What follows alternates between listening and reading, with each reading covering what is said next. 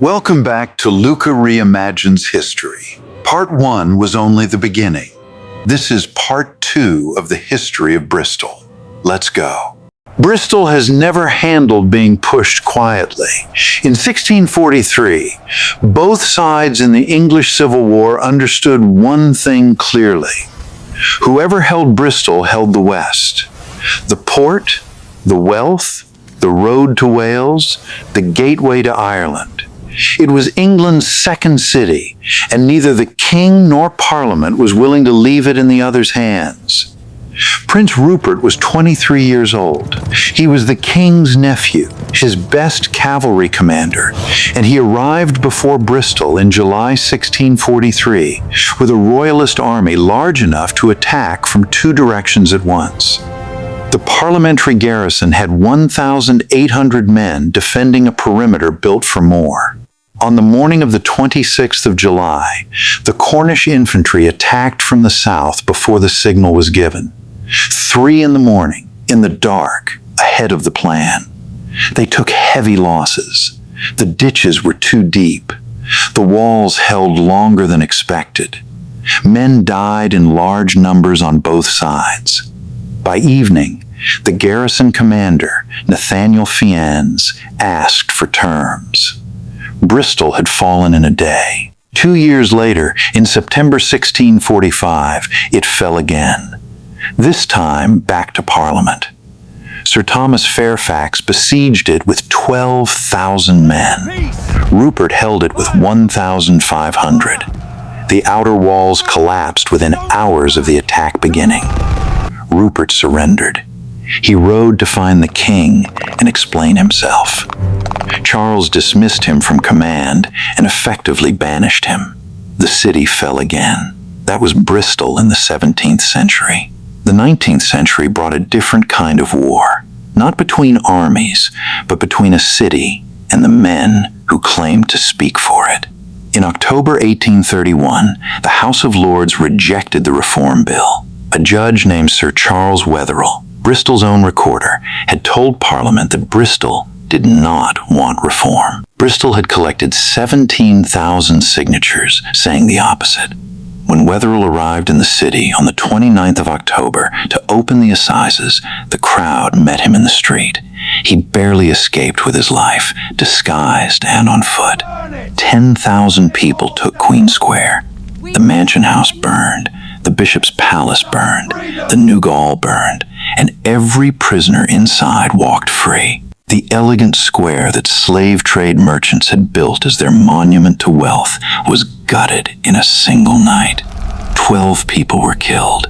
5 were eventually hanged. The military commander, Lieutenant Colonel Brereton, was court-martialed for failing to stop it. He shot himself before the verdict was delivered. 2 crises, 2 centuries apart. The same shape each time. A city pushed past what it would accept, exploding without warning, then going quiet again, but never quite returning to what it was before. In 1831, a 24-year-old engineer stood before a committee in Bristol and presented his design for a suspension bridge across the Avon Gorge. He was short. He was unknown. He spoke for 3 hours without stopping.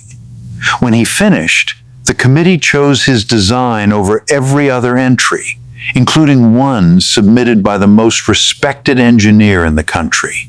His name was Isambard Kingdom Brunel, and he was about to do more to reshape Bristol's identity than anyone since John Cabot had sailed out of its harbor 334 years before. What followed happened fast. In 1841, the Great Western Railway opened, connecting Bristol to London. A journey that had taken 2 days by road now took under 3 hours. Bristol was no longer at the edge of England. It was connected to its center. That same decade, Brunel launched the SS Great Britain from Bristol's own dockyard, the largest ship in the world, the first ocean-going vessel built entirely of iron and driven by a screw propeller rather than sails. When she was completed in 1843, there was nothing else like her anywhere on Earth. And then there was the bridge. Work had begun on the Clifton Suspension Bridge the same year Brunel won the competition, 1831. But money ran out, confidence collapsed, and by 1843 the project was abandoned with only the towers standing. Brunel died in 1859, aged 53, without ever seeing it finished. His colleagues completed it in 1864 as a memorial to him. It spans the Avon Gorge today exactly as he designed it, carrying 12,000 vehicles a day across a gap that engineers of his time said could not be crossed in a single span. Here is what makes this remarkable. The gorge that had made Bristol's port awkward for centuries, too deep, too narrow, too tidal, became the site of the most famous bridge in England. The harbor that could not compete with Liverpool launched the ship that changed ocean travel forever. Bristol did not become an industrial city in the way that Manchester or Birmingham did. It became something different, the place where the future of how people moved across land and sea was imagined and built. But the river was still silting. The tides were still extreme. The SS Great Britain was so large that Brunel had to widen the lock gates just to get her out of the harbor. He had transcended the port problem. He had not solved it. The city that made Brunel famous would slowly lose everything he built there, and the harbor that had defined Bristol for 1,000 years would eventually fall silent. Bristol has been worth destroying for the same reason it has always been worth building. The port, the river, the gateway west. On the night of the 24th of November 1940, the Luftwaffe followed the River Avon inland from the sea. The moonlight reflected off the water and gave them a path straight into the heart of the city. It was the same river the Saxons had bridged 1,000 years before. The same river John Cabot had sailed down on his way to the Atlantic. 148 bombers followed it to its source and dropped 12,000 incendiary bombs and 160 tons of high explosives on what they found there. Within an hour, 70 fires were burning across the city. By 8 in the evening, the water mains had been hit, and firefighters were pumping water directly from the harbor. The Lord Mayor looked out over what remained of the center and said Bristol had gone from the city of churches to the city of ruins in a single night. By April 1941, 6 major raids had killed 1,299 people and damaged 89,000 buildings. Castle Street, the old shopping heart of the city, the streets that had grown up around that original Saxon bridge, was gone. The medieval core that had survived the Civil War, the Reform riots, and 1,000 years of floods and fires did not survive 6 months of bombing. The Luftwaffe had destroyed in one winter what a millennium had built.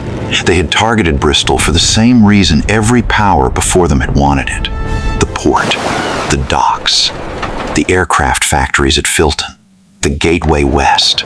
The strategic logic that had brought the Romans to Abona, brought William to build his castle on the ridge, and brought Prince Rupert through the walls in 1643. That same logic guided 148 bombers up a moonlit river in 1940. Bristol rebuilt. It always rebuilds. But the wounds of the 20th century were not only physical. In 1963, the Bristol Omnibus Company refused to employ black or Asian drivers or conductors. The policy was open, official, and entirely legal. A young community activist named Paul Stevenson organized a boycott. It lasted 4 months. Harold Wilson and Tony Benn publicly backed it. 500 bus workers eventually voted to end the color bar. It was the first successful black-led civil rights campaign in British history, and it fed directly into the Race Relations Act of 1965. 22 years later, in 1985, the St. Paul's area of Bristol erupted in some of the most serious civil unrest Britain had seen in decades. A community pushing back against stop-and-search policing with the same force that Bristol had always pushed back against being told what it was and wasn't. And then, on the 7th of June 2020, a statue of Edward Colston was pulled from its plinth on Colston Avenue, dragged through the streets, and thrown into Bristol Harbor. The same harbor where Cabot's ship was loaded. The same harbor where slave ships docked and unloaded their profits. The crowd that threw him in were not destroying history. They were adding to it. Bristol is not a story about resilience. Every city claims resilience. Bristol's story is about something harder to admit, that greatness and guilt in this city have always come from exactly the same place. The drive that sent John Cabot west in 1497 sent slave ships west in 1698. The merchants who mastered the tidal river and built the finest trading network in the west of England were the same merchants who lobbied Parliament for the right to traffic human beings across the Atlantic. The harbor that launched the SS Great Britain, the ship that changed ocean travel forever, is the same harbor that received the profits of 2,000 slaving voyages. The Georgian terraces of Clifton that make Bristol one of the most beautiful cities in England were built with money that cannot be separated from what paid for it. You cannot take the city apart and keep only the pieces you are comfortable with. It is one document. Every page connects to every other. Stand on the Clifton Suspension Bridge today. Look down at the gorge beneath you. That gorge is the same tidal obstacle that made Bristol's harbor awkward for 1,000 years. The Romans considered it impassable. Medieval merchants cursed it. Port engineers failed to solve it for centuries. And then a 24-year-old man who was not yet famous stood before a committee and refused to accept that it was a problem. He designed a bridge that crossed it in a single span. He died before it was finished. His colleagues completed it as his memorial. That bridge is now the image of Bristol. Not the harbor that made it rich. Not the slave trade wealth that built its finest streets. Not the docks where Cabot's ship was loaded or where Colston's statue hit the water. A bridge over a problem the city never fully solved, built by someone who would not accept the word impossible. That is what Bristol proves. Not that cities survive. They do. But that the things a city cannot fix about itself, the awkward river, the guilty harbor, the history it would rather not teach, are sometimes exactly the things that define it most clearly. The past is not past in Bristol. It is visible from any hill. And it is still being argued about, which is exactly as it should be. If you made it this far, thank you. Bristol deserves this, and so much more. Hit the like button, subscribe, and let me know in the comments which city you want to see next. The list is long. Let's get to work.